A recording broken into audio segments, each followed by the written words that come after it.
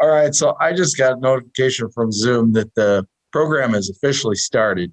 So welcome everybody. This is Troy Kilpatrick, the Journey Museum and Learning Center Executive Director. And I know many of you were gathering with Jeff and I early on. Thank you for signing in tonight, being a part of our latest programming here at the Journey Museum and Learning Center. Journey discussions, for those of you who have been with us for the past couple of years, we're proud to have programs like Turtle Soups, where we were serving bowls of soup and crowding 100 people into the gallery, or filling up our theater and having you guys visit us on a Sunday afternoon for a learning forum.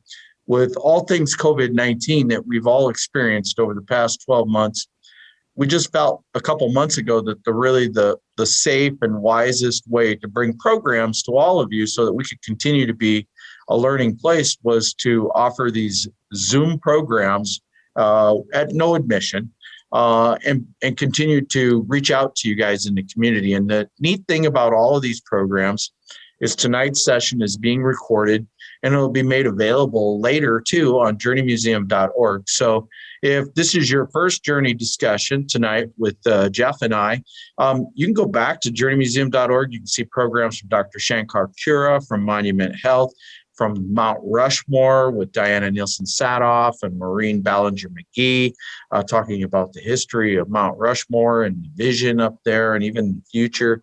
You can see a program on NASA's Perseverance rover that landed on Mars here recently.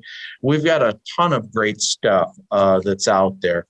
And tonight we have author, photographer, artist, Mr. Jeff Dale. As you can see, he is sitting there comfortably in Sault Ste. Marie, Michigan, where it is still quite cold. And he is joining us via the wonders of Zoom here tonight. For those of you Journey discussions, we're going to try something new. This Sunday, we're going to have Paul Priest. This gentleman is 95 years young, and he is the sole survivor of the Battle of Remagen, which was on March 7th, 1944. And Paul was part of the infantry that took this bridge, and it was a really important battle in the World War II conquest. And he's going to join us Sunday afternoon. That is commemorates the date that battle started. And he's going to talk to us about his experiences serving in World War II. He's going to also talk about, he has been the subject of a couple different films and documentaries on the return to Remagen.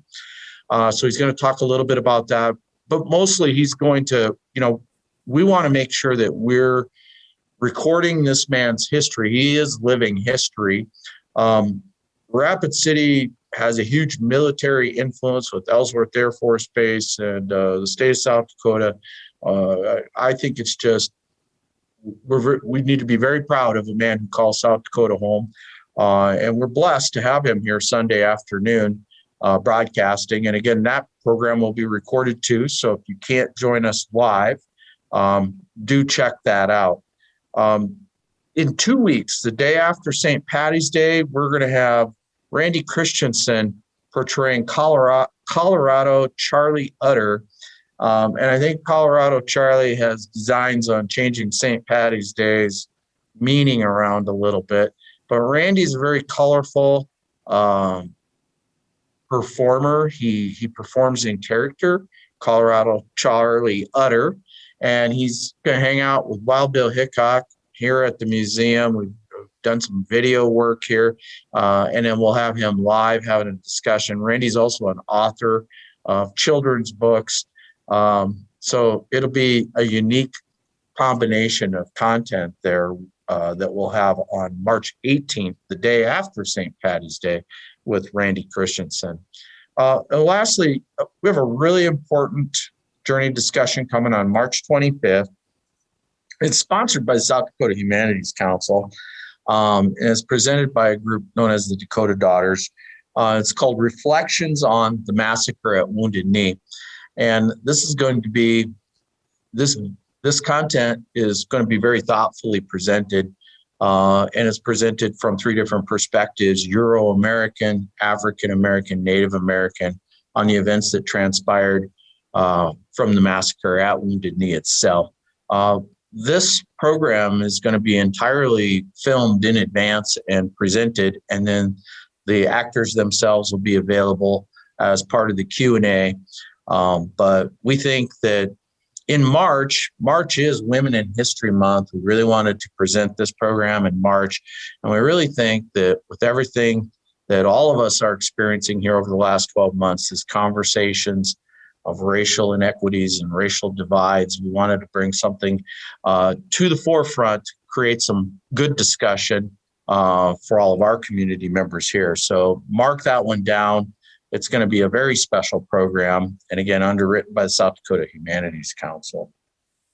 Okay, Jeff, so that's enough of me campaigning for the future and past programs. For those of you who joined, and again, many of you were able to get in a little early tonight, please help me welcome Mr. Jeff Dale.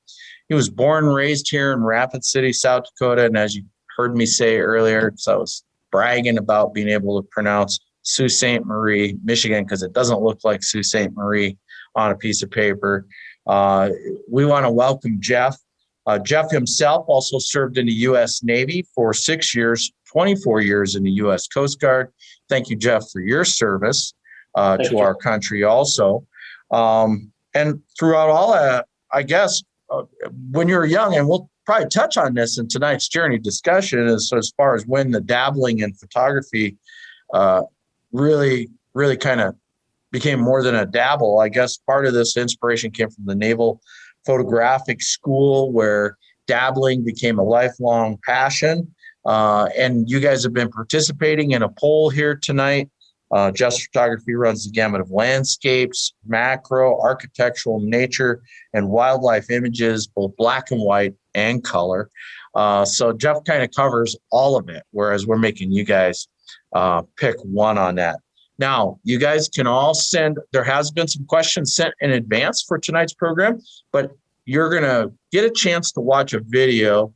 Jeff sat down with myself and our team, Alyssa and Rick Mills. We sat down and we had an interview, and we kind of created a best of for all of you folks, but we certainly didn't cover it all to kind of help tonight's program transition and move a little bit quicker. So we're going to show you this video, but if you guys have a question, you can send me the question on the chat, and I will send all of you a note from the chat so that you can see where that's at on here. And then as the moderator later, not only will I ask Jeff some of the questions that have already been previously submitted, but I'll pull questions forward that you guys are hitting us with through the course of the presentation here. And we'll all sit around the fireplace together here in Sault Ste. Marie, Michigan, and in Rapid City, South Dakota, and enjoy a good old-fashioned conversation and discussion tonight here at the Journey Discussion. So at this point, I think, Jeff, let's go ahead and we'll share that PowerPoint video that was created with our guests in the room here. And then when we come back, you and I will take over the room, I guess, and start having some more conversations.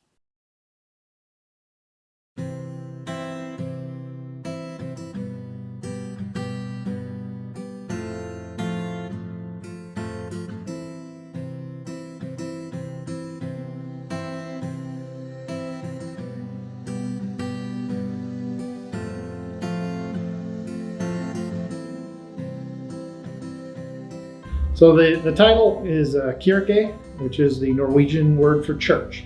A unorthodox translation of church in photographs. And what I mean by that is any scene can be a church. Merriam-Webster's dictionary, it says under definitions of church, a place of contemplation. There you go. That goes right down the theme I was looking for. So whether I'm standing on a mountainside in Norway taking a picture of a fjord, or I'm on the plains south of Rapid City taking a lightning picture, it takes me to a place of contemplation. In today's world, I think people move way too fast. They never seem to stop and look and feel and think about what they're in, what their thoughts are on this. What does it mean in a deeper part of life? So that's kind of where the book started, and then it's gone from there. Motivation for the book started with, I've been taking photographs for many years, 40, 45 years, somewhere in there at this point. And my wife, who's also an author, has written 14 books on middle school education and helping middle schoolers and their parents. She's been prodding. And of course, I know Rick Mills, and he's written many fine books on railroads of the region and so forth. So there's been some influence, I will call it influence, from the sides to do something with your pictures, okay? But I didn't just want to put pictures in a book. I wanted to explain how I feel, how I think pictures should be taken. And the difficult part of that is finding the right theme for the book. In the text of the book, I explain a lot about how I got the picture, what was on my mind, why it made it to. I call each section Kierke of. And in this section right here, Kierke of, ship watching on the Great Lakes. Why does watching ships take me to a place of Kierke? And it became the theme, and I think that for today's world, it's a good idea to just step back and go, hey, the world still looks pretty good. You know, let's quit worrying so much and enjoy it a little bit. The book will take you places, whether it's close, you know, a picture that is a very close up of a flower, right? And we walk by flowers all the time, we don't think about it. But this picture in the book takes you right into the flower, and you can really see what a flower looks like. Or a grand vista in Banff National Park up in Canada that you can see for 50 miles of mountain range just marching down the side of the picture in the foreground, and how it all comes together in black and white. Or you know, a Russian church in Estonia. You know, a lot of folks, my mother-in-law stated that most people will not get to see these places. And I don't want people just to flip through the book and say, pretty picture, flip the page. Another pretty picture, flip the page. Okay, lots of pretty pictures. To just stop. That's why it's designed the way it is. This book is, a lot of people think it's a calendar because it's got a spiral binding. I did that specifically so the pictures can lay flat. Most books of photography, you gotta kind of pull them and try and get physically try to look at the picture as a picture is meant to be. It's flat. But to open that page up, sit there in front of it, take a look at it, to go down the details of what that picture is, what that church really looks like. And a place like that exists in our world, and all you gotta do is get on a plane and go see it. Now, yeah, it's complicated by the world we live in today, but nonetheless, that all shall pass. And you know, that's kind of what I want people to really get into that, and then in their own lives. And it doesn't have to be just taking pictures. You know, when you're hiking in the Black Hills, you're standing up on Harney Peak up there, and you're looking out over the grand vista that is our Black Hills. Take your time. Take your time. When people, you know, I call them selfie squads, right?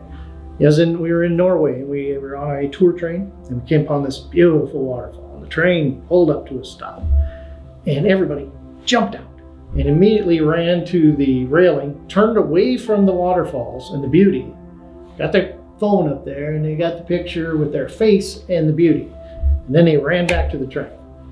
And I'm out there with my tripod trying to keep the mist off it, and I'm the last one out there, and the conductor starts hollering at me because I'm taking my time. I'm doing my Kierke thing, and I let him keep hollering at me until I got my picture.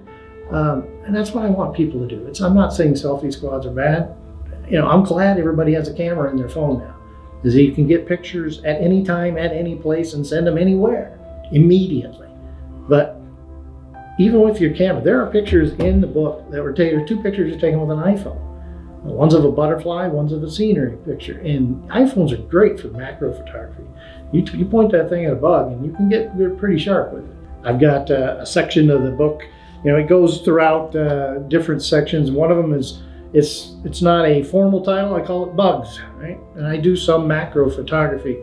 And then I go into the bug zone, where I'm trying to get this beetle, this bee, to get there, stand still long enough so I can get your picture, don't sting me, you know, those kind of things. And it just becomes a zone where you just don't really see what else is around you. And you can't help, if you're from this area or if you visit this area, that you gotta feel it. You gotta feel the Black Hills in you. You gotta feel why you grew up here. And yeah, I've left and gone to the world, but there's always been a part of me and always will be that's centered right here in Black Hills. My career took me all over the world, 36 countries as of today.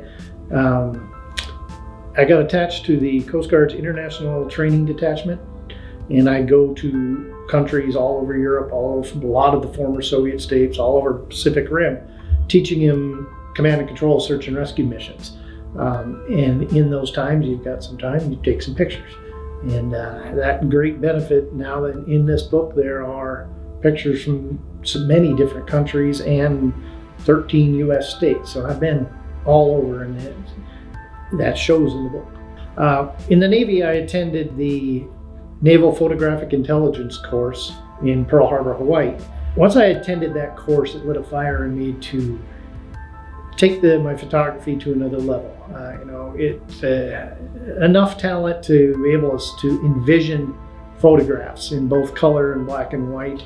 I'm an ardent admirer of Ansel Adams and his envisioning system he used to look at a scene and then from that capture the picture as you would want it to be seen. Over time, the photography has brought me closer to being maturity. Right? It brought maturity to me. When I realized that it's not just click a picture and okay, let's go click the next picture. I figured out that I've got a little bit of talent at it. I don't say I'm the best photographer on the planet. I'm not, by any sense of the word. But I got a bit of an eye on it, and I can see a picture before I take it. And that helped me mature to lean more into what are important things in life as opposed to things that entertain us in life. There's always a deeper part that everybody has their own way of viewing it, and I know how I view mine now. I've been through a lot. Okay, I've been not only a military career, but on a very personal note, my first wife and I had 2 children, 2 sons, Adam and Wayne. Adam passed away when he was 7 years old from cancer, and then Wayne, who was 2 years younger than Adam, passed away at 16 from suicide. And the worst thing that could ever be is the loss of a child. And I've done it twice, and so has my ex-wife. And it's just, to persevere, to move on, you've got to honor the past. Our history, personal history as a nation, history as a state, as a people, has to be preserved. But you can't let it overwhelm you, the negative history that we all have. Nobody's lived a perfectly smooth life. I work closely with and have known Rick Mills, curator of the South Dakota State Railroad Museum, for many years. We met in high school. And what he has built out there in Hill City at the museum is simply, to me, a preservation of history. It's a particular part of history, but it is still history. The book has some of that. It's my theme. It's also my legacy. What's most of our legacies? Our children, right? You have children, they carry on the family name, they carry on the family traditions, the family history. Well, I don't have that now. So that's one of the reasons, and much more personal reason, that I did the book, is now a legacy can go on. And even in the early pages of the book, it's dedicated to my father and my sons. This book is dedicated to my father, Raymond Stewart Dale, and my 2 sons, Adam Henry Dale and Wayne Stewart Dale. And there's a photo of them taken at Fort Gratiot Lighthouse in Port Huron, Michigan. It's the only photo I have of Dad and the 2 boys. To go through terrible things and come out still okay and able to find something, a way to carry on some history.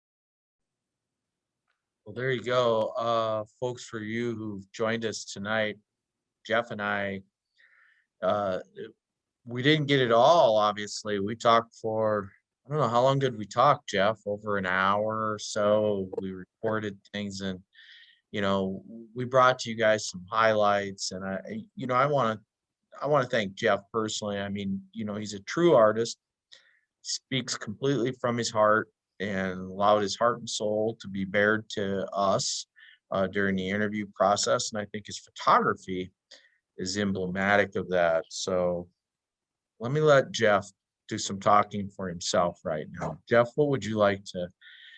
Your first up, you get to ask, before we start pelting you with questions all over again. What would you like to talk a little bit more in detail about with your book? And here it is again. And we'll let Mr. Jeff Dale talk. Thanks, Troy. I appreciate it. And thank you and Alyssa for that outstanding video. It was just a conversation between you and I, but it turned into something that I think is magical. I greatly appreciate it. So, the book is, first and foremost, it is a book of photography, right? There are nice pictures in it. But it goes deeper than that. Pictures, there's a lot of pictures in the world. We're inundated with imagery all around us. But the book, the text goes into why I took the pictures, what were my emotions, what was around me, even details. I've got a picture of an American eagle that I took up here in Sault Ste. Marie on the St. Mary's River. And it talks about my slow stalk to get to the right spot to get that bird without him taking off. It goes down to details, and then why that stalking of that bird took me to a moment of contemplation, right? You just block everything out. It also is a reminder to folks who read it to look at the world, right? And we're so, even with COVID and all that stuff, we're jammed into our houses and we're masked up, and we've lost a lot of humanity thanks to it. And we need to think about the world. We need to think about each other. We need to, the pictures take you to so many places. From sitting in front of B.B. King at a concert, watching Sammy Sosa just before he hits a ball, to bugs and birds and trains and everything else. It just takes you to those places. So, and lastly, I want folks to look at their own life, look at their own world they're in. Look at the pictures, look at your world, look at your kids, right? Look at your kids differently tonight. I always look at children and I go, especially grown up children, my boys would be grown up now. And I look at them and I go, what would have been? What sort of men would they have become? And just step back from the hustle and the chaos and the hate and discontent that seems to be the world, right? And take a look at what you got and enjoy what you got. So if one book can, great. Well, I know that when I first met you, Jeff, and for those of you who are sitting here tonight, as we sit around the fireplace, I was like, wow, here's a heck of a time to be releasing a book. I mean, right on the edge of a pandemic. But then after spending time with Jeff and spending time with the book, I think this really fits wonderfully in this timeline, Jeff. I think actually, ironically, this is the perfect time to release a book to remind people of peaceful places of contemplation, right? And even by your broadened descriptions and definitions of where is your peaceful place, I think that this might be the perfect time for you to have released your first book. So tell us about that. Tell us about the process of a lifetime of work coming together as a book, finally. Well, once my wife and Rick Mills and my sister, who are my driving force, got convinced me it's time for a book, I went into the pictures, right? And the pictures, there's a lot of them. There's a lot of them. And, first of all, I had to find a theme. And it just came to me, Kierkegaard, church. Any place can be a church. Right? Any place can be the church. It doesn't have to be a building. There are pictures of churches in the book, quite a few actually, and different forms of church. There's a mosque. There's kirkes in Norway, various architecture and churches. But it's then gathering the books, finding a printer. Rick Mills told me about Spazeri Press there in Rapid. He's done a lot of work with them through the South Dakota State Railroad Museum. So I called up Paige there and said, "Hey, how'd you like to print a book?" And they were all over it. And they did, I think, a fabulous job in printing the book. It was a lot of back and forth from Michigan and South Dakota. But when I went and picked them up, and there were 500 books in the first printing, the big heavy boxes, I first saw that book and wow, that J.S. Dale, who's that? Well, that's me. And it just came together very well. So Jeff, I mean, we're throwing Rick Mills' name around, and edited out of some of the conversation is some really great content. Yeah.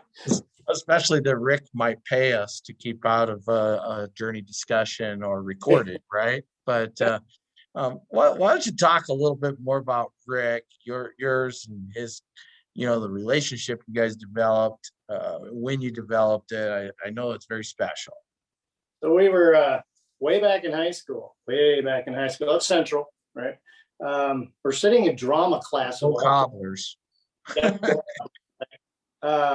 Drama class. And here's Hermosa Rick and Rapid City me. And we were picking partners for some kind of exercise.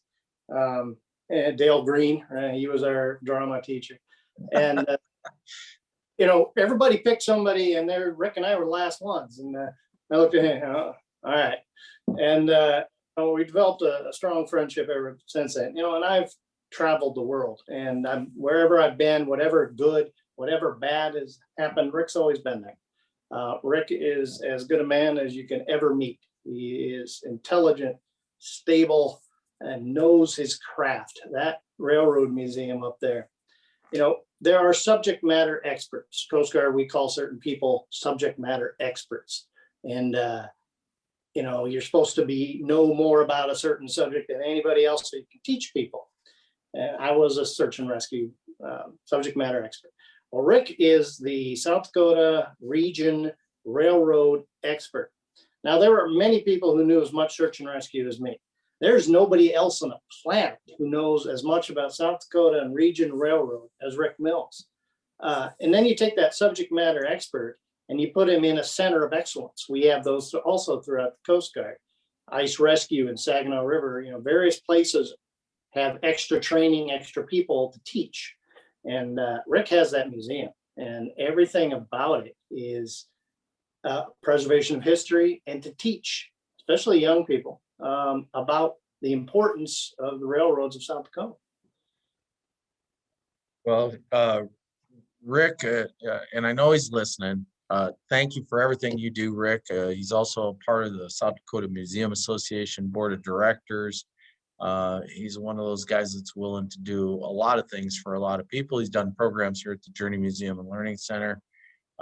We're all lucky to have him doing what he's doing, and he loves it. So, well, let's get to some questions that came in early, Jeff. All right. I'm holding up a copy of the book because one of the questions was, how'd you come to choosing this cover color for your book?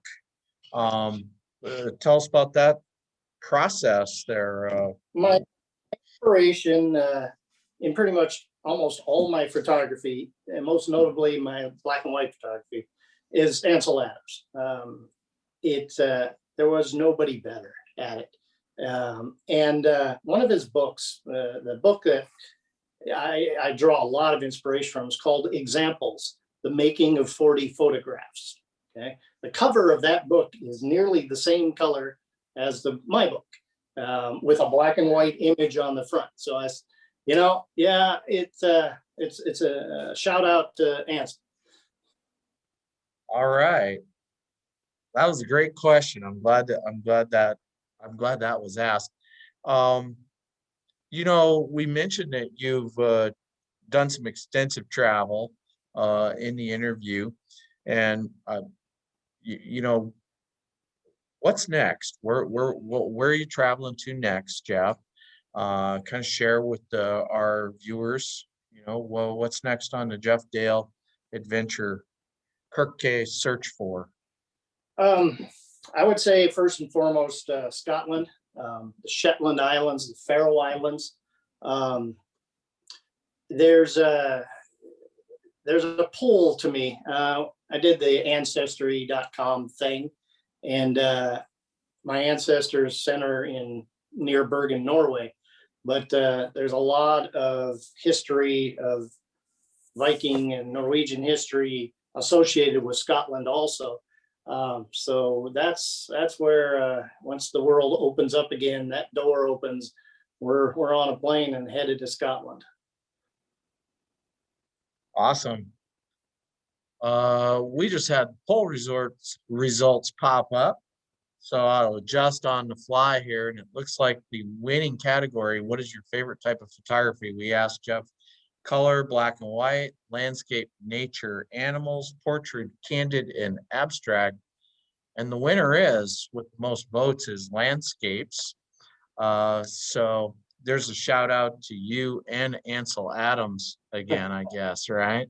As far as what's next, those national parks, those black and whites, beautiful places that can't reduplicate anywhere else. Yeah, there's something about grand vistas, and a lot of folks think you gotta go search far and wide and march into the mountains for 40 miles and so forth. Our national parks, Canadian national parks, provincial parks, they're called. There are amazing things to find. You just got to have a camera, and it can be your phone. I don't care. It's a camera, and get out there, find your image, and then think about your image before you push the button. Don't just push the button and go to the next image. Think about it, steady, breathe slowly, work at your image, and be amazed what you can find up here in Michigan, the views of Lake Superior, in South Dakota, the wide open prairie. There's a lot of folks on the coast that call it flyover country, and I despise that. Even out on the open prairie where it's seemingly nothing, guess what? There are beautiful vistas out there. So Rick, Rick, Jeff, I don't know where I got Rick from. Rick's in my head somewhere in there. It's his fault. He's haunting us. Instead of Murphy, it's Rick. So Jeff, you had a lifetime passion here, taking photos, and I know in the music industry they say this a lot to bands. You've got your whole career to put together that first album, your first sets of songs, and then once that is received well, now you got 12 months to put the next one out. So already had multiple people asking, what's next? What's the next book? Can't mess around and take 20 years to do this one now, Jeff. Sorry, my wife told me this would happen because she's written 14 books. Once you've written one, it's all in your head for the next 2, 3, 4, 5, 6. The next 2, I've already picked the pictures out. They're going to be black and white, fairly black and white, 50 images in each. The first one will be all landscape orientation, so not just subject, but wider pictures. And the second one will be portrait orientation, so taller pictures. So that's the next ones. Again, I go to the portfolios of Ansel Adams, and he picks just specific subjects does a few pictures. You don't need 1,000 pictures. 50 is good. 40 is good. Pick your image, and then I'll talk about the pictures. But that's the next two. Beyond that, there'll probably be some work with Rick at the museum. There's other options opening up now that the book is out. Awesome. Well, and like you said, you knew that was coming, and there was a couple of those. So, there you have it. So, you got to keep your feet moving on that, Jeff.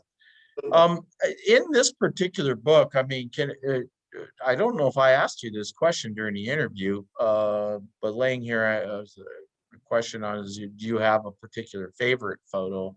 I know you quizzed me while you were here. We did a book signing and had some books available for folks, and Jeff's books that are here at the museum, by the way, are signed by him. So if you want to stop in on Saturday, Sunday, we're open Saturdays and Sundays right now. We have copies available, and we'll get more if we sell them all, right, Jeff? But what the question's going to be, what's your favorite out of there? Not necessarily the one that's won the most awards, but which one is your favorite? And I guess then we could say which one's the most decorated, but I think they want to know what you like. I would go with this image right here. That's a church in Norway. It's called anybody who speaks Norwegian, I know I'm going to butcher this. It's called Sale Kirke in Balestrand municipality in Norway. And it shows a church sitting on a fjord and with mountains in the background. And what makes that picture is that very dark cloud that's going over the sky. And we were driving along down the road, and it was gray and rainy and cold and a lot of rain in Norway. And then we come around the corner, and here's this church. And I thought, I got to get a picture of that. But the conditions were just bad. Color images were not going to work. So I switched into, okay, it's got to be a black and white image. So I tried to envision the picture in black and white to see it differently, see it in black and white. And I saw that cloud in the distance, and it was starting to work its way up the fjord. And I knew it was going to come across. So I waited, covered the camera with a coat, and it was raining. His wife and stepdaughter were sitting in the car waiting for me. Finally, that cloud hit the right spot, coat off, take the picture, and it just came out beautiful. That's the one I'm most proud of. I think Ansel would be proud of that. Jeff, I think, isn't that the one that I picked that I thought was the best one too when you were here? When you asked me to pick, I think I picked that one. So I'm glad to hear that I picked your favorite. It's all good, Troy. All right. Now, do you want to share? Do you want to share the one that's won the most recognition? Because so for those of you watching this program tonight, here's what the photographer does to the executive director. He's there signing books. He says, "Hey, guess which one of these has won the most awards?" And so, you're on the spot. So I did pick that picture that Jeff just said was his favorite, but now I want him to share with all of you the one that's kind of got him the most notoriety. All right. And there it is. Let me try and get it from the camera here. All right. So it's a simple picture. It's a birdhouse in a field. We were visiting relatives in Mifflintown, Pennsylvania. And one morning I got up early and I took a camera. I was wandering around, taking pictures here and there. Church and a graveyard, dew on spider webs, blah, blah. And finally the sun came out and I opened up and it was fields, this agricultural area. And cars are charging by on the road right next to me, just always paying any attention to their driving. And I saw this small birdhouse, old gray, weathered, kind of leaning on a post. And I said, that could be an image. And there's some small purple flowers at the base of it. And that offsets the color of the gray, the weathered wood, the green field, the gray sky behind it. And judges and photo contests just love that picture. I mean, it gets a lot of attention. And, it doesn't have to be a complicated, huge, dramatic picture to be something that people feel, what people look at and go, yeah, that means something. That simple birdhouse has just opened up some avenues for me. Thanks for sharing that, Jeff. Is there a photo? I didn't ask this question before, but was there a particular photo that was more difficult than any others to get the way you wanted it? I mean, you're trying to capture nature, you're trying to capture animals or insects. I mean, maybe there's one that stands out as like, phew, man, I finally got what I wanted out of this deal. Maybe that one. All right. Some friends of ours here in Sault Ste. Marie have a house along the St. Mary's River, and they noticed a tree nearby that there was a pair of eagles that used it as their hunting roost. And they asked me to get a picture of it. So I started going to their house. You're trying to get the eagle to get in that tree while you're there. And there were days that he wouldn't show up. And then there were weeks that he wouldn't show up at the time I was there. They were calling me and I'd rush across town. And, where's the eagle? He left 2 minutes ago. All right. So one day I just went out there and I sat there all day, morning through to afternoon, starting to get into evening. It's summertime and I'm sleepy, and I saw this flash of white up in that tree, and he had just landed. And he was watching the river looking for dinner. And so I grabbed the tripod, and that's a tough shot. It's a tough shot. He's top of a tree. I need a long lens. I need a steady tripod, and I got to get closer. So I started creeping up on him, taking a few feet, and he wasn't even looking at me. And then I stepped on a twig, and he looked down at me, and he's going to leave. I wasn't in the right place. So I started edging, and it took me a good 45 minutes to get to a spot where there were foliage, branches, and he was now watching every move I made. He's looking down at me with those cold eyes, and he stayed still, and I got the image. And it's the people were just very thankful. It's a big enlargement in their house now, and Nice. Captured for eternity. That is a conquest. That is a conquest. So Jeff, is there any special acknowledgments, some folks you'd like to recognize?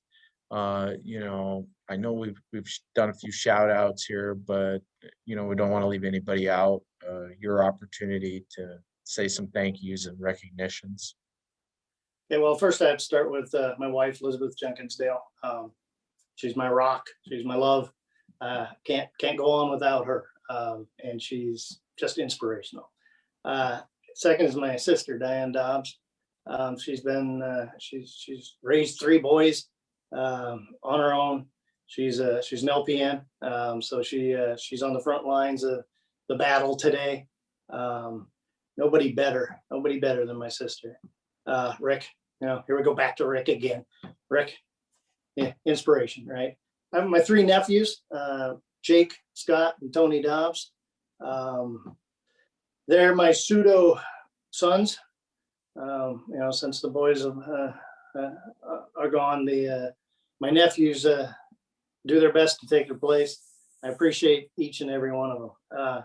Then you got to reach out to Paige at Spazeri Press. They made the book happen. It's all just digital blah blah until Paige puts it on page and makes a book. They did outstanding work, and I can tell you, Paige, you're going to do my next books. There's no doubt about that. And then, you mentioned that Sunday there's a 95-year-old veteran. I thank each and every man and woman who served their country. My dad served for 32 years. I did 30. Never concurrent. I went in the year Dad retired. So we did 62 in a row. And everybody who served, you put your life on the line. You step forward and say, all right, country, you mean enough to me. I'm going to lay my life out if I have to protect you. So everybody who's ever done that, I thank them. Well, thank you, Jeff. And I wholeheartedly agree with the sentiment. We have what we have today because people have been willing to put everything into it and to preserve what we have. And the United States is a unique place, and we should all be forever grateful for all of that. We should thank our veterans, our folks that are serving, the men and the women who are part of all of that. So hopefully here at the Journey Museum and Learning Center, we can make sure we capture some of that history appropriately, like what you talked about on Sunday. And we'll always be engaged in those conversations too, because it's a big part of everything we do. Folks, if there's any other questions, please just shoot them to me. I think we're kind of winding down here, but again, the book is available right here at the Journey Museum and Learning Center for Jeff. What's the retail price? I don't want to guess and get it wrong. I think I know the price, but no guessing from Troy. $24.95. Okay, I was gonna say that, but you know how I got squeamish there at the last second. It's like if I'm wrong, then it's recorded wrong. $24.95. $24.95, and of course a little bit of tax to the local governor and to the city mayor's office here. That's the way that works. But Jeff, any other things that you'd like to share here tonight? I'm very thankful for all your time, and I appreciate getting to know you. And we can blame Rick Mills again, right? You can always blame Rick. I think the main thing I want to get out, I'm selling a book. Hey, everybody buy my book. Okay. That's not the purpose here, right? You saw in the video that you folks made, legacy. This book is my legacy. We all have legacy. It's usually our children, as the interview stated. Build your own legacies, right? Don't live off of other people's legacy. Do what you can to help mankind. Have a heck of a lot of fun while you're doing it. But the idea of everything's terrible, everything's bad, the world's coming to an end. Don't live that way. It's not, we're still going on. Life goes on, right? I'm the king of moving on after all that's happened in my life. You've got to honor what has occurred in the past and don't ever forget history. But you got to find the good things in life. Got to find the good things. If you're looking at the bad things, you're not going to have a very good life. Find the good things. Do what you enjoy. I love photography. I like to play guitar. I like to go on vacations. I like Guinness beer. It's do what you like to do. And that's about my main message, I guess I would say. Well, and I think we chose a good title for tonight. We called it A Peaceful Journey. And again, we've all experienced a lot of perhaps unsettling or changes that we didn't expect to have to adjust to. And I think we've all figured out that we can change, we can be flexible. And I think we should look for how do we find our peace in our own way too. And Jeff, I appreciate you broadening that thought process of what is a peaceful place for all of us, a place of contemplation. And I think this really fits in our journey discussions here in the world we're living in right now. We're all going to persevere. We're all going to continue to move forward. And let's find the good. Let's find the good in all of these things. And I mean, I'm very grateful for the fact that we are now creating programs that people can go back and look at and capture. And I think that our mood and our sentiment that exists today here in 2021 is going to have an impact on 2022 and 2023 that we haven't quite recognized yet. But I think we'll be a better place after all of this change has sort of set in. That's my political soapbox, I guess, Jeff, on that. I won't call out, somebody chatted, love you, Jeffy. So I'll let you figure out who that is, Jeff. But I wanted to repeat that because you were away from the chat. So put you right on the spot with that one when when you get that, right? So It's either my sister or one of my nephews.